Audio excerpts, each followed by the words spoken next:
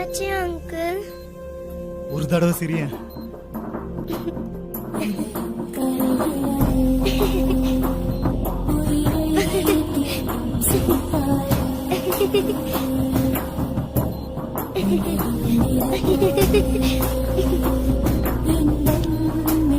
Thanks uncle.